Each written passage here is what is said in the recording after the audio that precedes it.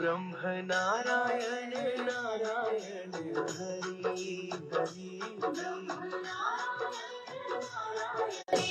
तेरी लीला सबसे न्यारी न्यारी हरे हरे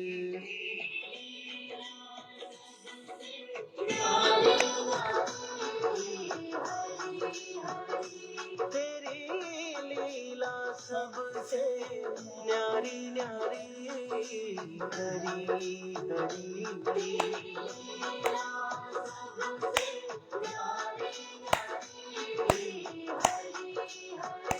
भज मन नारायण नारायण हरि हरि जय जय नारायण नारायण हरि हरि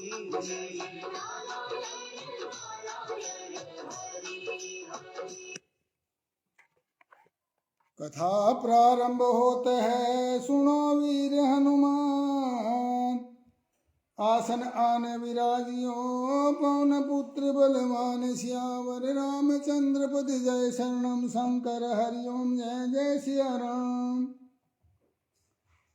मंगल भवन मंगल हारी द्रवौ दशरथ अजर बिहारी दीन दयाल विरद संहारी हरहु नाथ मम संकट भारी जय सिया राम जय जय सिया राम जय सिया राम जय जय हनुमान बांके बिहारी लाल की जय कृष्ण कन्हैया लाल की जय नंद के गोपाल की जय नामल दादी जी राधे राधे मोनू शर्मा जी राधे राधे नारायण हरे नारायण हरे नारायण हरे।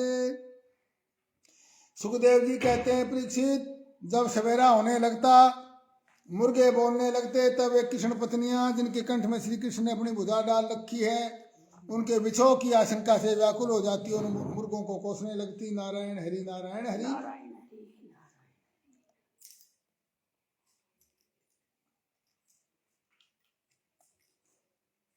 भगवान श्री कृष्ण प्रतिदिन ब्रह्म मुहूर्त में उठ जाते और हाथ मुंह धोकर अपने मायातीत आत्म स्वरूप का ध्यान करने लगते। ये सूत्र है ब्रह्म मुहूर्त में उठना चाहिए हर मनुष्य को। भगवान भी स्वयं ब्रह्म मुहूर्त में उठते हैं और वो भी उठ करके अपने आत्म स्वरूप मायातीत रूप का ध्यान करते हैं।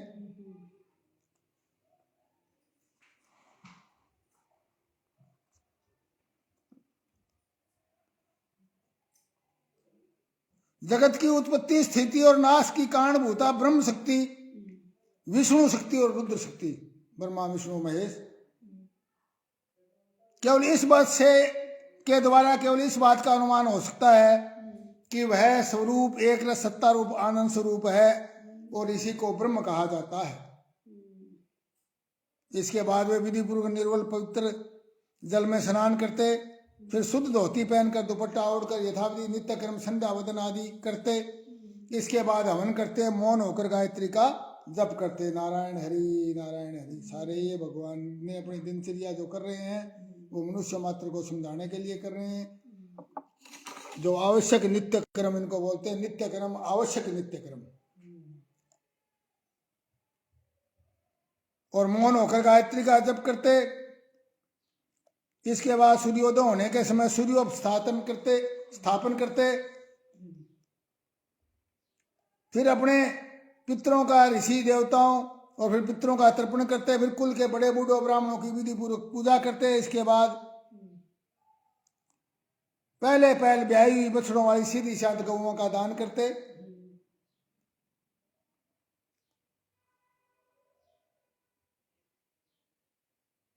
फिर अपने कुल के बड़े इस तरह का वो प्रतिदिन 13,084 गाय रोज दान करते। 13,084 गाय रोज दान करते हैं। रिद्धि भारद्वाज जी राधे राधे सौभाग्यवती भव आयुष्मती भव। वे ब्राह्मणों के वस्त्राभूषणों से सुशोषित करके रेशमी वस्त्र मृगचम तिल के साथ प्रतिदिन 13,084 गायें दान करते। गौ ब्राह्मण देवता कुल के बड़े बड़े गुरुजन समस्त प्राणियों को प्रणाम करके मांगलिक वस्तुओं का स्पर्श करते। ये राजा के लिए करने लायक कर्म बताए हैं।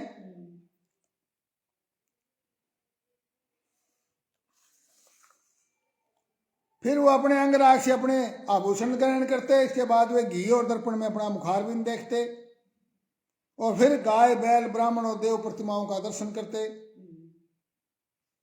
फिर अंतःपुर में रहने वाले चारों वर्णों की लोगों की अभिलाषाएं पूर्ण करते। अंतःपुर में चारों वर्ण के लोग रहते थे, उनकी कामना पूर्ति करके उनके संतुष्ट करते।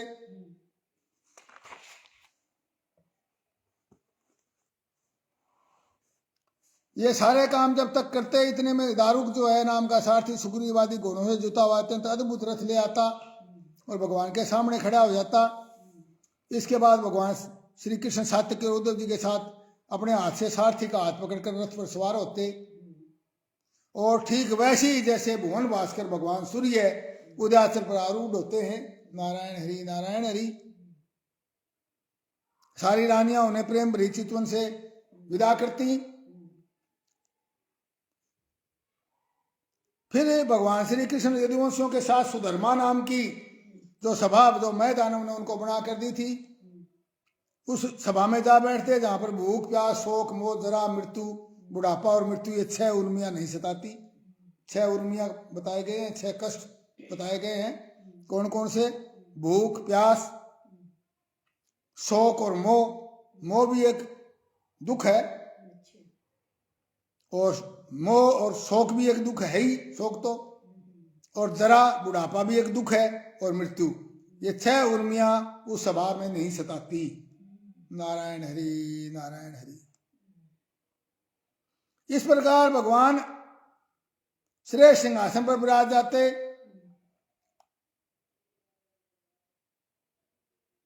लोग उनकी स्तुति करते।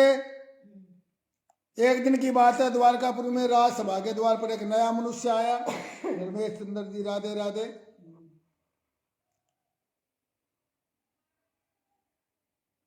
द्वारपालों ने भगवान को उनके आने की सूचना देकर उसे सभा भवन में उपस्थित किया।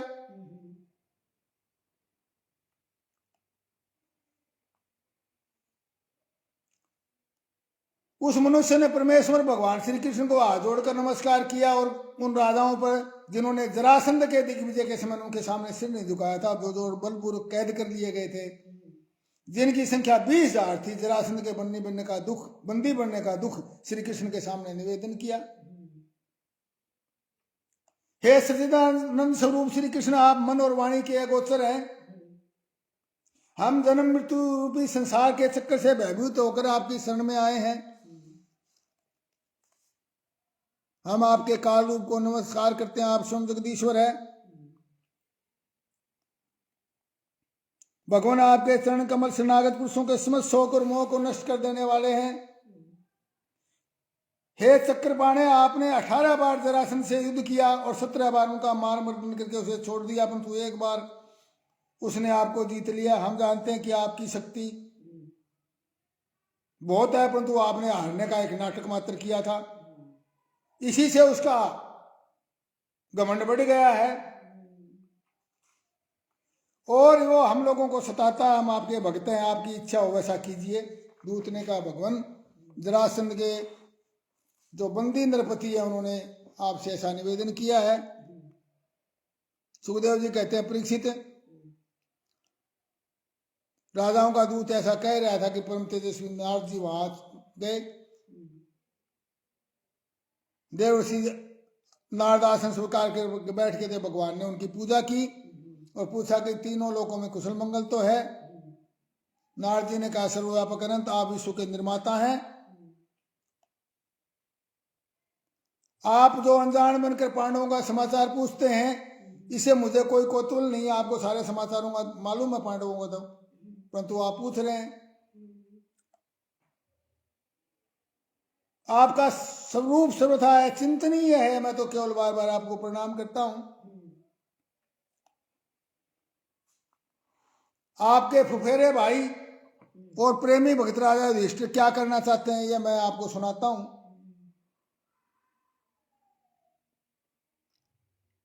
उन्हें किसी चीज को कामना नहीं है, फिर भी वो श्रेष्ठ यज्ञ राशि यज्ञ के द्वारा आपकी प्राप्ति के लिए आपकी आराधना करना चाहते हैं। नारायण हरि नारायण हरि।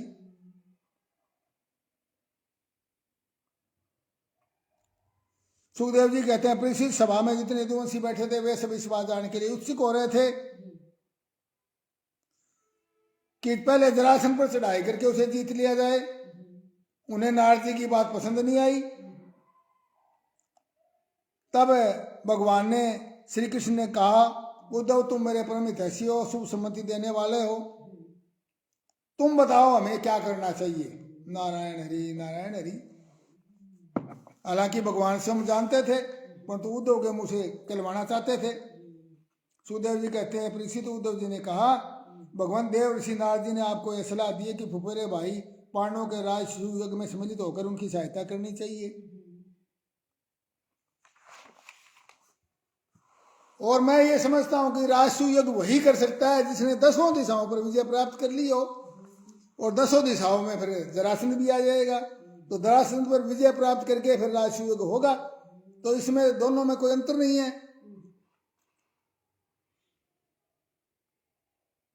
और जरासंध को जीत लेने से हमारा उद्देश्य सफल हो जाएगा, और उसके साथ ही बंदी राजाओं की मुक्ति हो जाएगी। 20,000 राजाओं की, वो भी हमारे सुयश बढ़ाएंगे। राजा जरासंध बड़े बड़े लोगों के दांत खट्टे कर देता है। यदि उसे हरा सकते हैं तो केवल एक भीमसेन है, वैसे बलि और कोई बलि है नहीं। जरासंध बड़ा ब्राह्मण भक्त है। यदि ब्राह्मण उससे किसी बात की याचना करते हैं तो वह कभी कोरा जवाब नहीं देता। इसलिए भीमसेन ब्राह्मण के वेश में जाए और युद्ध की भिक्षा मांगे। भगवान इसमें संदेह नहीं कि यदि आपकी उपस्थिति में भीमसेन और जरासंध का द्वंद्व युद्ध होगा तो भीमसेन उसे मार डालेंगे। नारायण हरे नारायण हरे हरे हरे हरे हरे। सुखदेव जी कहते हैं परीक्षित, उद्धव की यह सलाह सब प्रकार से हितकर और निर्दोष थी। अब देखिए, सलाह उसी को बढ़िया माना जाता है जो हितकर भी हो और निर्दोष हो। हितकर भी हो और निर्दोष भी हो, उसमें कोई दोष नहीं होना चाहिए। दोष युक्त हो और हितकर हो तो उसको नहीं करना चाहिए। हितकर भी हो और निर्दोष हो। भगवान ने उनका समर्थन किया। देवर्षि नारद यदुवंश के बड़े बूढ़े और स्वयं भगवान ने भी उनकी बात का समर्थन किया। इसके बाद भगवान श्री कृष्ण ने यदुराज उग्रसेन से और बलराम जी से आज्ञा लेकर बाल बच्चों के साथ रानी और सब सामान को आगे चल करके चला दिया, और फिर दारुक के लावे गरुड़ ध्वज रथ पर स्वयं सवार हुए। नारायण हरि नारायण हरि।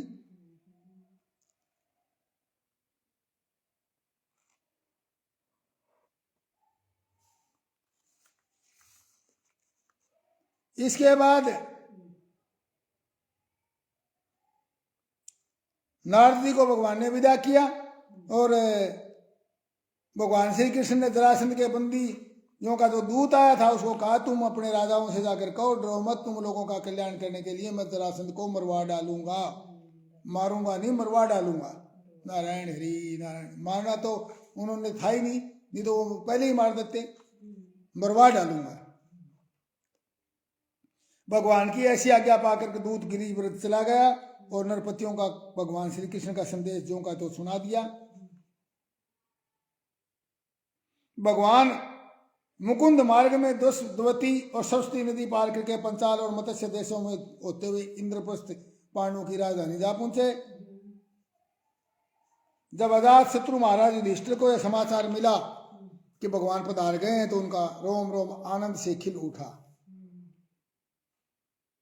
भगवान श्री कृष्ण को देखकर राजा युधिष्ठिर का हृदय स्नेह से गदगद हो गया। प्रीतम भगवान को देखने का सौभाग्य प्राप्त हुआ था। उन्हें वह बार बार अपने हृदय से लगाने लगे। भगवान श्री कृष्ण का विग्रह भगवती लक्ष्मी का पवित्र एकमात्र निवास स्थान है। राजा युधिष्ठिर अपनी दोनों भुजाओं से का उसका आलिंगन करके समस्त ताप पापों से छुटकारा पा गए। नारायण हरि नारायण। वैद्य सुखवीर वर्मा जी हमारे पुराने साथी। नारायण हरे नारायण हरे।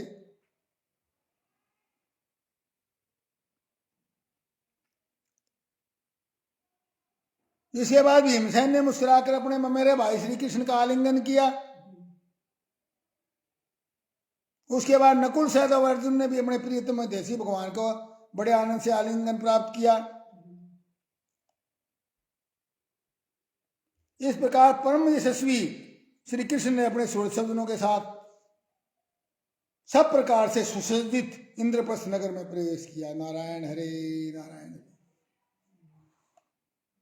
नगर की शोभा तो वर्णन नहीं की जा सकती थी।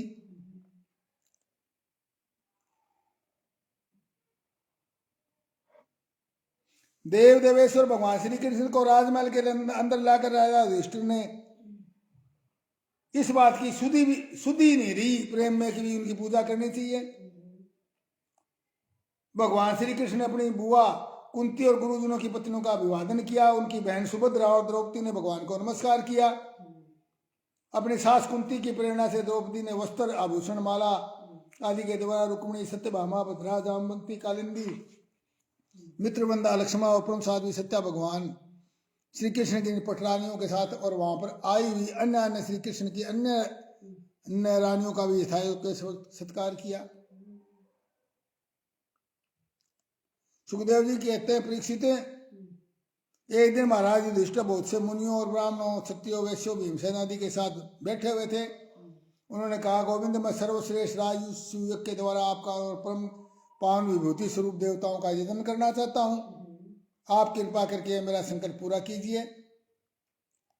देवताओं के भी आराध्य देव मैं चाहता हूँ कि संसारी लोग आपके चरण कमलों की सेवा का प्रभाव देखें। श्री कृष्ण ने कहा, शत्रु विजय धर्मराज आपका निश्चय बहुत उत्तम है।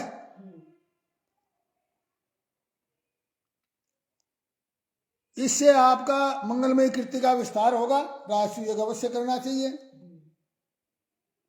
परंतु इससे पहले पृथ्वी के समस्त नरपतियों को जीतकर सारी पृथ्वी को अपने वश में करके यज्ञोत्सव उचित संपूर्ण सामग्री एकत्रित करके इस महायज्ञ का अनुष्ठान कीजिए।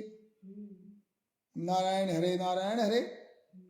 आपके चारों भाई वायु इंद्र आदि लोकपालों के अंश से पैदा हुए हैं। वे सबके सब वीर हैं, इसलिए उनका कोई राजा उनका तिरस्कार नहीं कर सकता। इसकी तो संभावना ही क्या है। सुखदेव जी कहते हैं, प्रसिद्ध भगवान की बात सुनकर के और युधिष्ठिर का हृदय आनंद से भराया।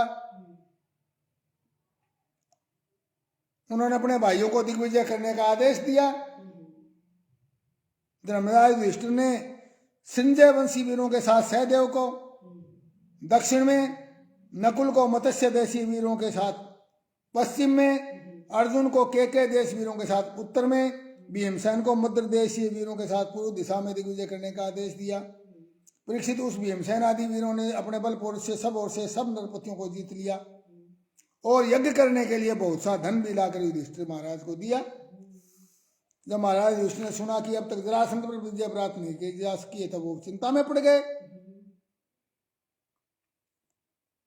तब परीक्षित इसके बाद भीमसेन, अर्जुन और भगवान श्री कृष्ण, जैसा कि उद्धव जी ने बतलाया था, तीनों ब्राह्मण का वेश धारण करके गिरिब्रज गए, जो कि जरासंध की राजधानी थी।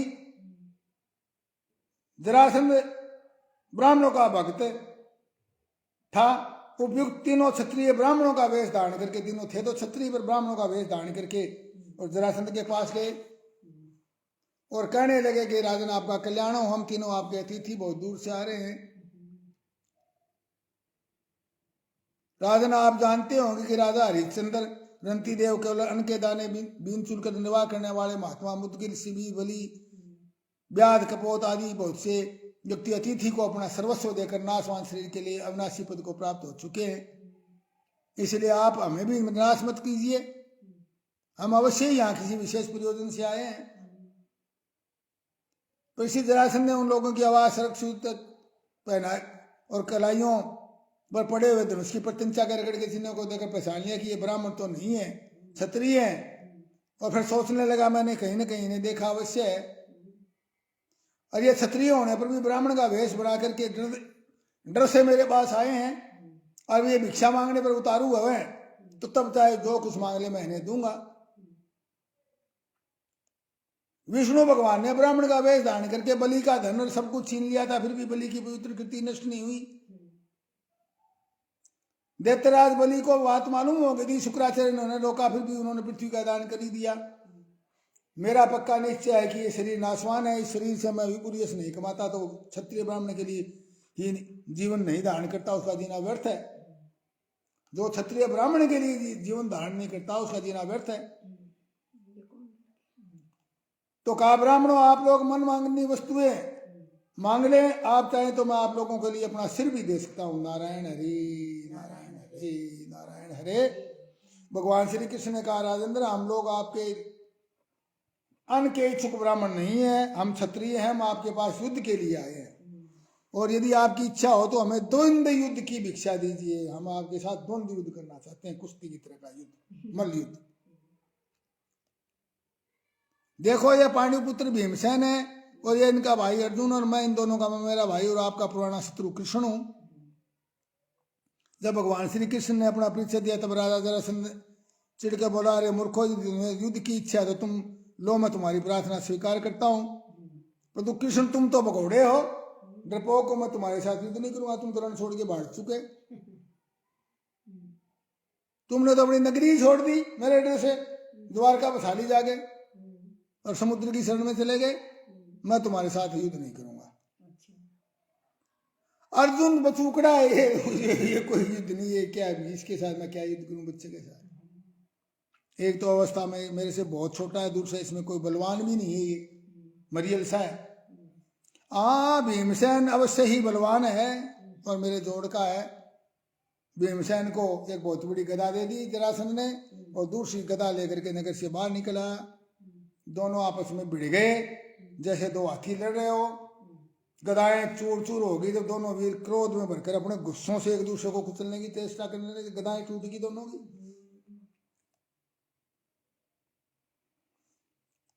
लगातार प्रहार करने पर दोनों में किसी भी प्रकार की जीत हार नहीं हुई। महाराज उनके लड़ते लड़ते इस तरह 27 दिन बीत गए। नारायण हरे नारायण हरे, कोई निर्णय नहीं हुआ। 28वें दिन भीमसेन ने अपने मेरे भाई श्री कृष्ण ने कहा श्री कृष्ण मैं युद्ध में जरासंध को नहीं जीत सकता। भगवान श्री कृष्ण जरासंध के जन्म और मृत्यु का रहस्य जानते थे कि इसको जरा नाम की राक्षसी ने जरासंध के शरीर के 2 टुकड़ों में ये पैदा हुआ था, उसको जोड़ करके जीवन दान दिया हुआ है। इसलिए उन्होंने भीमसेन के शरीर में अपनी शक्ति का संचार किया और जरासंध के वध का उपाय सोचा। अब उन्होंने उसकी मृत्यु का उपाय जानकर एक वृक्ष की डाली को बीचों बीच चीर दिया, इशारे से भीमसेन को दिखाया।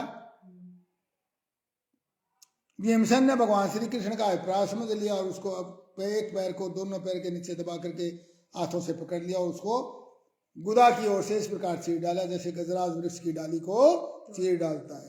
अनूप कुंडू किनाड़ा जी हमारे किनाड़ा गांव से, हमारे गुआंडी, राधे राधे जी कथा से जुड़े हैं, पत्रकार हैं, आपका स्वागत है। सर्वशक्तिवान भगवान श्री कृष्ण के स्वरूप और विचारों को कोई नहीं समझ सकता। लोगों ने देखा कि जरासंध के शरीर के 2 टुकड़े हो गए हैं, सब अलग अलग हो गए, मगर जरासंध की मृत्यु हो जाने पर वहां प्रजा जोर जोर से आया पुकारने लगी।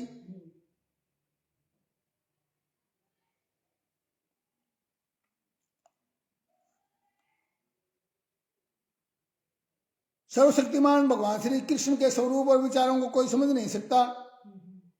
उन्होंने जरासंध के राज सिंहासन में उसके पुत्र सहदेव का राज्याभिषेक कर दिया और जरासंध ने जिन राजाओं को कैदी बना रखा था उसे कारागार से मुक्त कर दिया। नारायण हरि नारायण हरि नारायण हरि।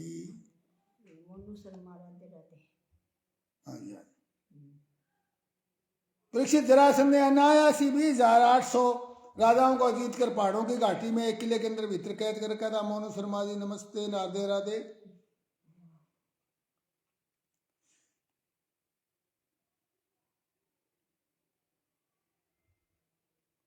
राजाओं को जीतकर पहाड़ों की घाटी में एक किले के भीतर कैद कर रखा था 20,800 राजाओं को। भगवान ने ये छोड़ने पर वो वहां से निकले थे, उनके शरीर और वस्त्र मैले हो गए थे, भूख से दुर्बल हो रहे थे, मुंह सूख गए थे, जेल में बंद रहने के कारण उनका शरीर का एक एक अंग ढीला पड़ गया था। पवन सैनी जी राधे राधे। पवन सैनी जी हिसार से पत्रकार हैं, हमारे पुराने साथी हैं। नारायण हरे नारायण हरे। वर्षाकालीन मेघ के समान उनका सांवला सलौना शरीर है। भगवान श्री कृष्ण वहां से निकले तो नृपतियों ने देखा कि उनके शरीर पर पीले रंग का रेशमी वस्त्र फहरा रहा है, 4 भुजाएं जिसमें शंख गदा चक्र और कमल सुशोभित है। भगवान श्री कृष्ण के दर्शन से राजाओं को इतना आनंद हुआ कि उनका कैद में रहने का क्लेश बिल्कुल समाप्त हो गया। ऐसे हो गया कि उनको क्लेश था ही नहीं। नारायण हरे नारायण हरे। राजाओं ने उनकी पूजा की। भगवान, हम लोग पहले धन संपत्ति के नशे में चूर होकर के अंधे हो गए थे और आपस में एक दूसरे की होड़ करते थे, इसी कारण हमें इतना बड़ा ये कष्ट मिला। अब आपकी अहेतुक अनुकंपा से, अहेतुक का मतलब निस्वार्थ कृपा। हेतु होता है स्वार्थ, कारण। बिना कारण के आपने जो हमारे पर कृपा की है, बिना किसी स्वार्थ के, उससे हमारा घमंड चूर चूर हो गया है। अब कृपा करके हमें आप वो उपाय बतलाइए जिससे आपके चरण कमलों की स्मृति कभी भी हमारे से ना हो। भगवान ने कहा, नरपतियों, तुम लोगों ने जैसी इच्छा प्रकट की है, आज से मुझ में तुम लोगों की निश्चय ही सुदृढ़ भक्ति होगी। यह जान लो कि मैं सबका आत्मा और सबका स्वामी हूं। तुम लोग अपनी वंश परंपरा की रक्षा के लिए, भोग के लिए नहीं, संतान उत्पन्न करो और प्रारब्ध के अनुसार जन्म मृत्यु सुख दुख हानि लाभ जो कुछ प्राप्त हो उसके समान भाव से मेरा प्रसाद समझकर, हानि लाभ जीवन मरण यश अपयश सबको समान समझ करके और मेरा प्रसाद समझ करके, हानि को भी मेरा प्रसाद समझिए, सेवन करो और मुझ में चित्त लगाकर जीवन बिताइए। नारायण हरे नारायण, ये सूत्र है।